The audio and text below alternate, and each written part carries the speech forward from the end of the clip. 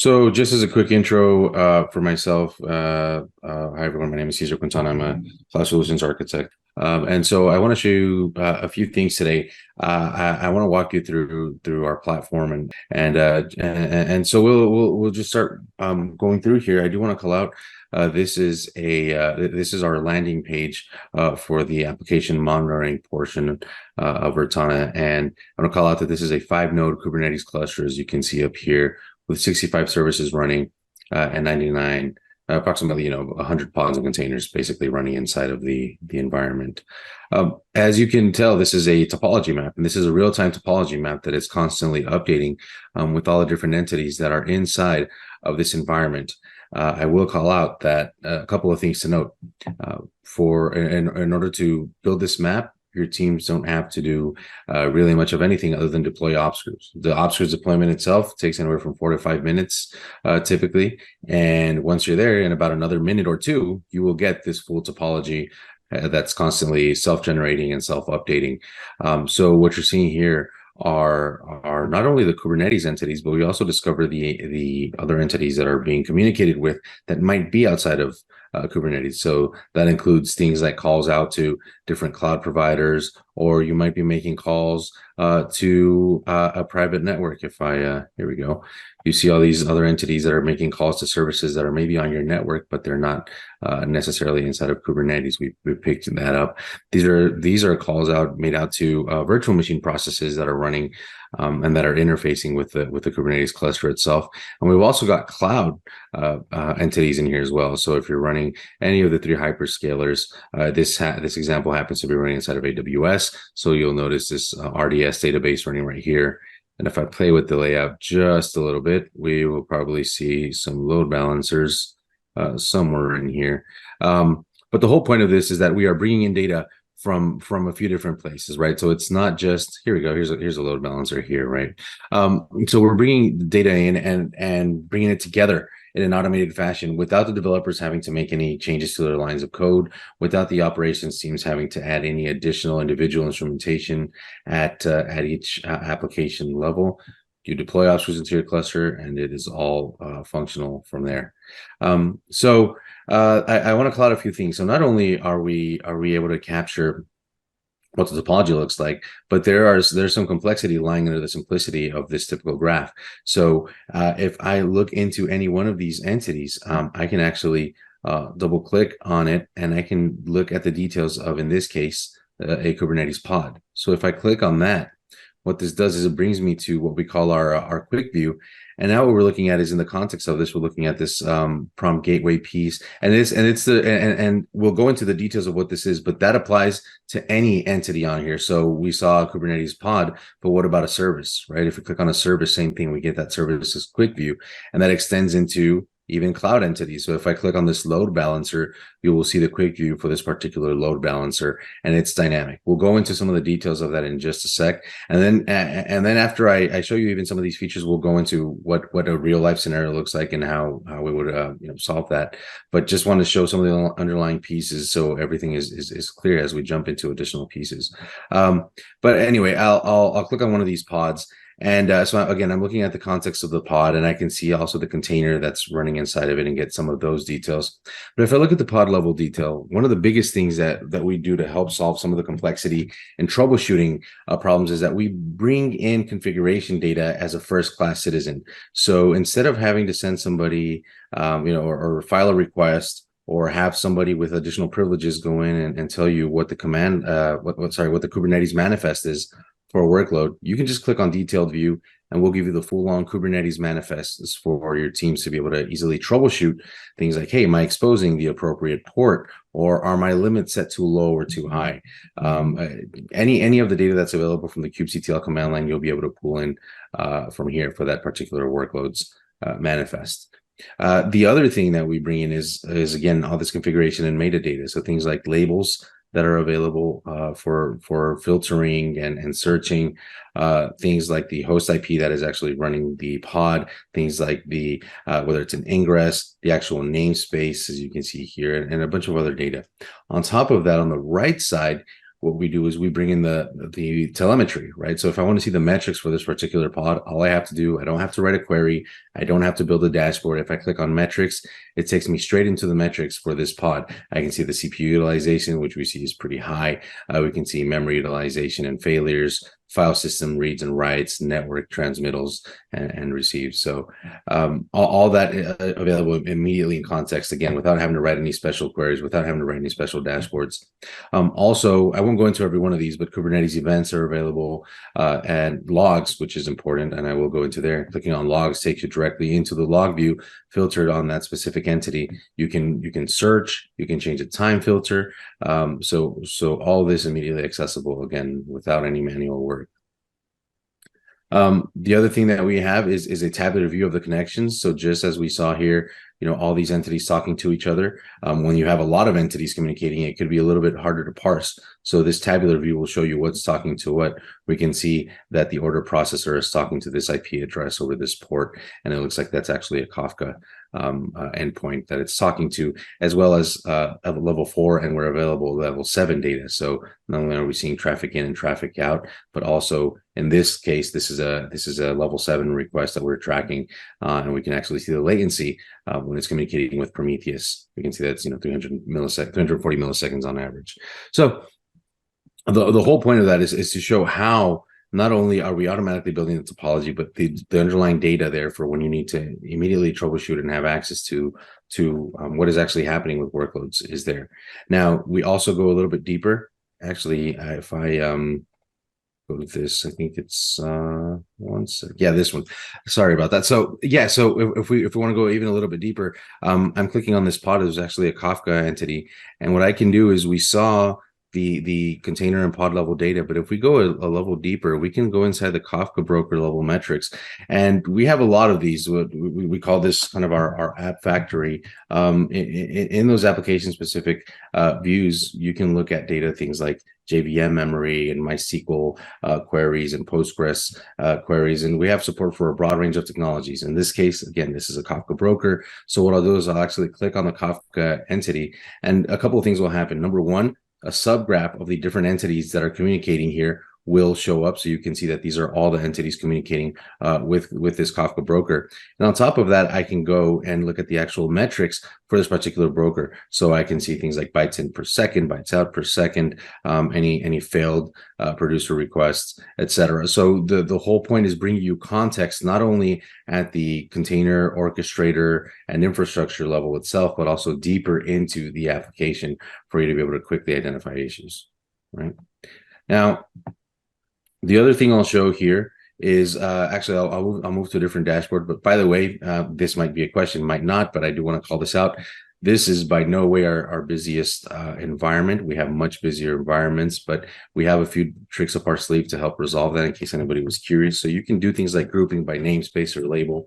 So if I just want to group by namespace, I can do that. And now it's a little bit, the view is a little bit cleaner, a little bit easier to parse. You can see that this namespace for online boutique versus robot shop, some of the ops crews and the shopping app, etc. So this will help. You can also group by labels. You can also filter. So if I'm only interested in, for example, the robot shop and shopping cart namespace, well, now I've only brought, that data up, right? I want to show a couple of other views before we jump into real alerts. I'll just take a quick look, see if there's any questions on this particular screen. Okay. Let's see. No questions on this part quite yet. So. Sure. All right. Yeah. So if we go into, I want to show a slightly different view, but still very relevant. We have our node view. And in this node map view, what it does is it shows us a physical layout of the 5 nodes. So we have our 1, 2, 3, 4, and the 5th node here on the right, showing you all the pods and containers that are actually running inside of there. As you can see, some of these are actually highlighted in red, which means that we've got active anomalies. Typically, you'd probably want to click into there and take a look at what's going on. It looks like this one has a high memory utilization, but we have a very good example, so we'll kind of ignore this for now. But the whole point is that at the node level, you can understand how the workloads are actually distributed, and I can actually understand my nodes that are powering this Kubernetes cluster itself. If I click on this config view, what it'll do is it's going to actually load the configuration specific for that node. So things like how many, the IP address and the container runtime version. I think we have how many pods are allocatable. Here we go. So we have max pods at 110, your storage, your CPU, all this data is available for you to understand. And in fact, you can actually view, as you guys are probably aware, everything in Kubernetes is basically YAML in some way or another. So the actual YAML for the node itself is available here for you to explore as well, if you so desire. And I can actually drill into metrics for this node. So again, now instead of looking at a pod or a container level, I'm actually looking at the node wide level metrics, things like disk utilization per device, things like reads and writes for the file system, context switches, CPU utilization, the level of load on the actual CPU load on the machine, etc. So again, things that you would expect to see again in the context for that particular entity. The whole point is we don't want your teams to necessarily have to go and write a million different dashboards or build queries every time they want to know something. We bring the data to you. The other really cool thing that I want to show on here before we jump into some alerts is what we call our node balancing view. And actually, this is one of my favorite views. Let's take a look at the memory. Probably have a pretty cool example in here. So here's an example. So we have something here, which is our node exporter. This is just another workload that's running on the cluster. And if you notice, both at the CPU and memory level seems to have very similar scenario. So what's going on is that at the CPU level, we've requested 200 millicores of CPU. But if you look at this, the current value is only 22 millicores. The one-day average is about 21 millicores. And the one-day max is about 38 millicores. Now, this is not too bad, too egregious, but we could probably cut this down, by 75%. We could even start this at about 50 millicores, and that would still probably be enough. And what this helps us do is it helps us have our clusters more densely packed and not waste any resources. Same thing here on the memory side. If we look at the memory for that same pod, we're requesting 300 megabytes of memory. We have a limit of 600 megabytes of memory. But again, the current values, max one day, it's really, really low. So again, this is an optimization opportunity, allowing us to have our clusters more densely packed. We could probably drop this to maybe 30 megs to start off with, and that way we can pack more pods and containers into the cluster. But from here, I'll jump into an alert, and I kind of want to show you some of the power behind. Before we jump to alerts, it looks like we did get a question that I think would be helpful to address now. So the question is, are we able to monitor the performance of all REST API calls, like throughput and latency? Gotcha. So that's a great question. So we do have a couple of views for that.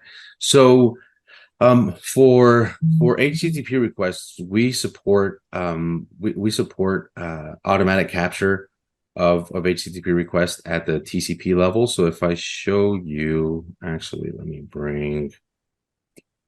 find one of these. I think this is a good one right here.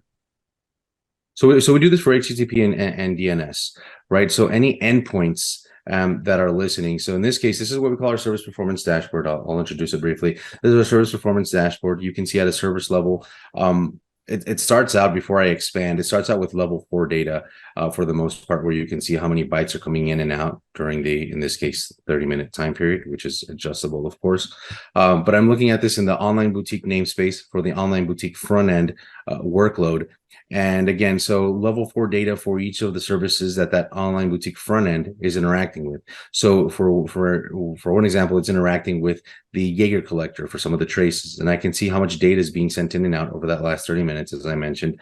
But now this here starts to get into level 7 data of how many requests and latency average as well as latency max. So I can expand this, and it will give me, now this is an unfortunate URL because that's the actual URL it calls a $1 URL. I'll see if I can find a more interesting example, but this is the actual endpoint for this particular service, and it's making a call to this endpoint over the last 30 minutes with 4.3 thousand requests, average delay of 443 milliseconds, and latency is close to 30 seconds. You can also see calls out to DNS We also support that. So for example, I can see that the calls from that online boutique front end, it's trying to look up DNS addresses for this ad service and for the shipping service. We can see how many times it's tried to make those calls. So the answer to your question is yes, even without any sort of distributed tracing, we will bring out these endpoints. Let me see if I find something just a little bit more interesting. Let me go back a couple of hours. Give me a sec. While you're doing that, I love the time travel capabilities that you're demonstrating, where oftentimes something can pop up and be gone and you'd never see it. Yeah, we'll talk. Yeah, Definitely talk about that in a sec, James. Thank you for bringing that up. Yeah, so here's another example, right? Here's another endpoint. So a slash metrics API, you can see the request count, you can see the latency, and this is the average max, and then if any errors are actually present, I can actually click on that endpoint and get details of it. So if there are multiple pods or containers serving them, they'll break up. In this case, it's just one. It's interacting with Prometheus, and I can see the error counts over time. So basically, at every interval, it's basically erroring out. And then you can see the request counts over time, response time charted over time. So again, the whole point is that you don't have to build these dashboards. We bring the data to you. Now, your question also brings us to a different point around distributed tracing, right? And so I know the slide says actually tracing was not enabled, but we turned on tracing just before this this call because I did want to show some of this. So your question, Natarajan, actually, sorry, I hope I got your name right. Was it not? Yes. Your question, Natarajan, is brings us to a different point also around distributed tracing. So we support distributed tracing. Anything that's open telemetry standards compliant, we can take. So in this case, what you're seeing is, let me actually move to this screen. What you're seeing is what we call our trace paths. So these are individual flows with multiple requests aggregated to them. So we understand the individual flows of your business. We actually do something pretty cool where we break them out based on the service operation pairs. Unfortunately, I don't have the time to go deep into that, but I will show you how if let's just say this is the checkout API, according to your question, right? So if this is our checkout API, as you can see here, we can see that checkout API has received over the last 15 minutes, 92 requests. Of those, 92 are errored out with a max latency of 1.8 seconds and average latency of 1.1 seconds. And if we click into here, we can see the actual service graph of all the different services and operations that are being called. And we can actually go one level deeper and go into the actual traces. And now these are all the traces that happened over that last, I think it was 15-minute time window. And we can actually click on one of them and get the details of the code level executions for them. So now these are individual methods, like place order, get cart, etc. And we can go down even to the level of the error. Like we can see that get quote on the checkout service is actually causing probably those 92 errors. And we can see details like, hey, we have a status message saying that it can't dial out to this IP address. Connection is getting refused. Right. So that's kind of the code level view of this. This is optional. Everything else, everything that I showed you is all automated. If you want to turn on code level insights and being able to drill down into the individual methods, that's the distributed tracing portion of the platform. But again, we absolutely do support your use case with a couple of different ways. So I will talk about time travel since James brought it up briefly, and then I'll jump into the alert. We have a capability of doing time travel, and what we do is everything that you saw on the platform, all the screens you saw, and even some of the ones you didn't see, we take snapshots approximately every 5 minutes, as you can see here, in 5-minute increments. So I'm going to load something from maybe 15, 20 minutes ago. And what this will do is this will bring up the entire environment as it was 15 minutes ago. So any active alerts, any active entities, nodes, pods, all the different views are available. Like if I want to see that node view we were looking at earlier, this is what it looked like, but 15 minutes ago. And all this is available for you to be able to go back in time. Really, so as this relates to the challenges that we were talking about earlier, as ephemerality continues to increase with these workloads, right? Kubernetes is self-healing, auto-scaling. You might be scaling out your pods, or you might even be scaling out your nodes. So what happens when you had a problem, let's say yesterday, and you want to go back in time at yesterday and look at a node that auto-scaled into your cluster, but it no longer exists. How can I go back in time during my time yesterday when that node existed and see what it was running? Well, with our time travel, you actually can. So what this does is that it loads that view. Now I'm looking at yesterday at 3:52 p.m. my time, and I can actually go in and explore everything as it was. If I say, well, what did my C advisor pod look like yesterday at that time? Well, here's the pod itself and the configuration, and I can go into the metrics just like we saw earlier. In fact, one of our customers, we've had them use this a couple of times recently, where they make a change to their Kubernetes manifest, right? They make a change and something breaks, and they say, hey, we want to go back to the previous version, but for some reason they didn't have a backup of it. All you need to do is go into here, look at it before you made the change. You can literally just download this file, copy back, and put it back into your workload and get that fixed. We've had production customers call us, say, hey, this is amazing stuff. So this is one of my favorite capabilities that we have in the platform. Again, especially with things scaling in and out. You want to add one point? Yeah, one point to just emphasize the fact that this is not just metrics. Most tools allow you to go back in the history and look at your metrics, but this is a complete configuration and topology, right? So it's a more complete view of your past. Yep. Good point, Shooter. It's a good point. Yeah, good shout out. So we've shown a few different things. Now I want to show you kind of, now that you understand what kind of data you might find in the system, the fact that we have logs and configuration and traces and response times and resource utilization metrics. I kind of want to show one example of a slowdown, right? We'll kind of walk through what a slowdown looks like and how we can take a look at what the real root cause for that problem is. So as you see, we have automated detection. But you know what? I will call out, even though we're not going to go too deep into that, I will call out all these anomalies that you're seeing are all detected out of the box. Things like, so we mentioned a little bit earlier that we have machine learning capabilities to learn what is normal and what is not normal in your application. So you have these machine learning metrics at the infrastructure level, and also at the application level. So in this case, we have some sort of network and CPU metrics on a container. As here we have some issues around Kafka, but then we also have application layer metrics, like at this checkout API that we talked about earlier, right? This trace operation is saying that it detected an SLO breach. We also have configuration level problems that are automatically detected, like services or pods or containers that are not coming up or that are crashing. And then at the individual application level, like this one, we have an automatically detected issue on Kafka level metrics. So now this is no longer at the infrastructure level itself, but now we're talking about application level metrics, in this case related to Kafka. So what I'll show here is, again, just a general slowdown to give you a good overview of a few different ways that we help solve these issues. So here we have an SLO breach on a service called Nginx. And as you can see, we have an SLO value of 4 seconds. By the way, our system will automatically learn SLOs for you. If you want, you can hard code them. But again, just like everything else on the platform, we try to do the work for you. So we will learn what is normal behavior for your SLOs, for your applications, and automatically define SLOs there so you don't have to.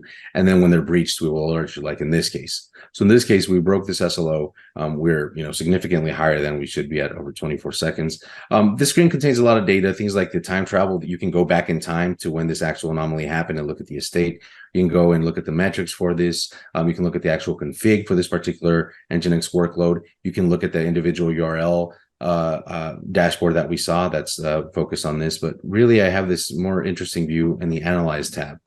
Right. So what this Analyze tab does is, this is kind of the workflow for any problem that you find inside of Virtana's Obscures. Really find the alert, go into the Analyze tab to really get to the root cause. That's what it comes into. So in this case, what we have is we have a slice of the app map that we were looking at earlier. And what this is doing is it's showing us at that root anomaly of Nginx, where the SLO slowdown happened of, as we saw earlier, 24 seconds, we see the path that's taken that's actually causing the slowdown all the way upstream here at Nginx. So if we go down, you can see that we've highlighted all the different entities that are problematic. I'll click through a couple of them, but in the interest of time, I'm gonna quickly move to root cause. If I click on this Nginx entity, you see it's red, and it looks like, if you see the quick view, the anomaly down here is saying that we have high memory utilization. So that's probably contributing a little bit to some slowdown.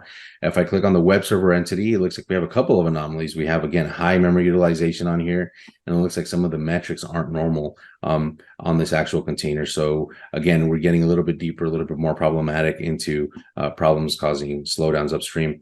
But I'm going to click on the card cache, and this card cache starts to show us some interesting things. So number one, we see, again, another machine learning detected anomaly. I'm going to click on this. It says that some of the network metrics aren't normal. If I click on that, the summary of this alert, it's a separate alert that we've linked together. So we had multiple alerts on that screen, but they were all linked under a single SLO problem.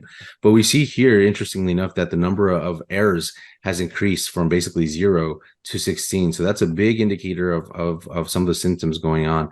And I do want to highlight this, what we call our fishbone view. So this fishbone RCA screen is a fishbone diagram that highlights it's dynamic, so depending on the type of problem you see, it will change. In this case, it highlights the actual metrics that caused the machine learning to trip. So you see that in red, the problematic ones are highlighted. So it looks like we have an increase in CPU throttling time.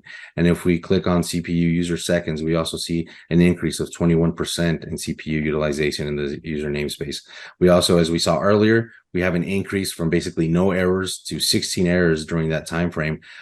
So our errors have basically spiked. And I do want to call out that lower down, again, with the whole philosophy of bringing the data to you, you can see our errors and our response time spiking. So we're basically at none, and then we suddenly got a lot of errors here. So I'm going to go back to this view. So we saw here, again, slow down here. We have a couple of high memory utilization here, issues here. But then at the card cache, we're seeing a high level of errors, and we're going to see why in literally just a second. If I click on this card server service, we see that there's actually no pod behind the service to serve any requests. So as a card cache is sending requests to this card server, nothing is serving them up. So let's see why that is. If I click on this pod here, I'm going to get the anomaly that's happening on the pod. It looks like that pod is in a pending state. So since it's not running, obviously it can't serve requests. And so let's see why it's in a pending state. If I go into this analyze view, you can see this fishbone has automatically adjusted to the type of problem. In this case, it's a workload pod startup problem. And you can see here, it's kind of a visual view of our knowledge engine going through and trying to find the problems and really what the root cause is. And in this case, and I'll close out with this, we have an invalid authentication issue, right? The pod needs to go to a repository and pull back an image, but the credentials we provided, as you can see here, unauthorized, incorrect username or password. The pod does not have the appropriate credentials to pull back the image. The container is never starting, and therefore it cannot serve requests. So now you can see how that failure to start up is propagating upstream, causing high memory utilization, and in turn that high memory utilization causing slowdowns in response time.